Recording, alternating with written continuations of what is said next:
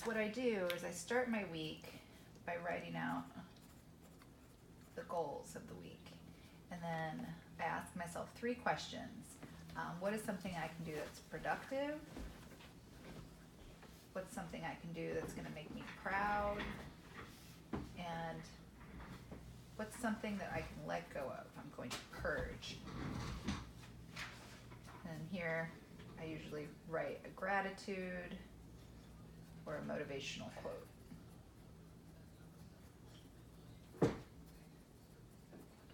And then what I do is I go through and match up my digital calendar to make sure that all my hard appointments are in the book. As you can see, I already filled in some things that came up last week, and I just went ahead and put them directly on my calendar. So what I'll do here is just go back through my Google Calendar and see if I need to add anything.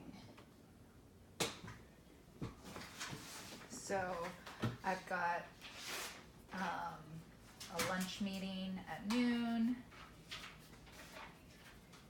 I have a client at 2.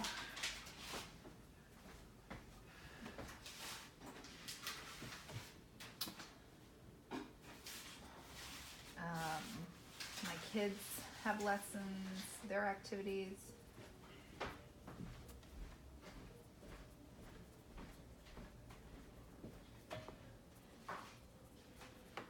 These are all hard appointments that I can't move around. So those are in there. In earlier days, I would take a to-do list. So let's say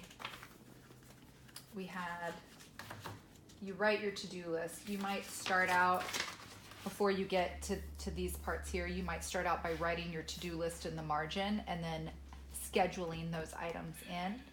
But let's say you have a to-do list and you wrote it out on a separate schedule or a separate piece of paper. So you have your different tasks, task 2, task 3, task 4, whatever your main tasks are, your definite to-do items. They might be something like grocery shopping, taking dog to the vet, returning a package. These are just your items that you need to get done. So once you have your to-do list, or if you have a running to-do list, you just take those items and you immediately transfer them into a scheduled time on your calendar. So you are able to see, okay, well, if I have a lunch meeting and then a client, when am I going to be able to get my grocery shopping done?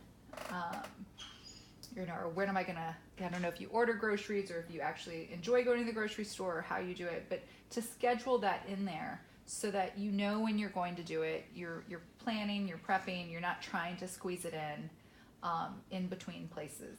So looking at my schedule, it looks like Thursday morning,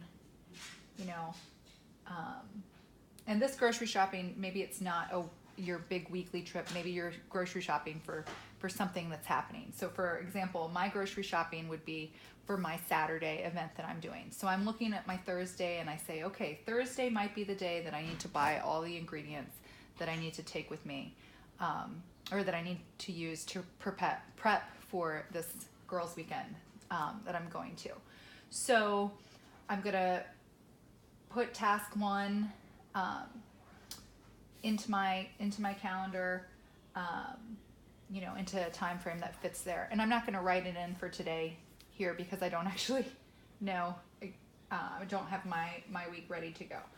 But taking the dog to the vet. So I don't know when I'm going to take the dog to the vet. So what I'm going to do is I'm going to write in on Monday morning, 9 a.m., I'm going to call the vet so that I can schedule that appointment. Returning a package. I know that I'm driving home or I'm driving back to the office after I drop my kids off from school. So I'm going to call the vet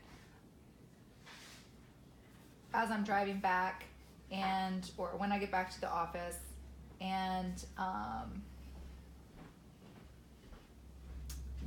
I see that on Wednesday I need to pick my daughter up at 6 o'clock.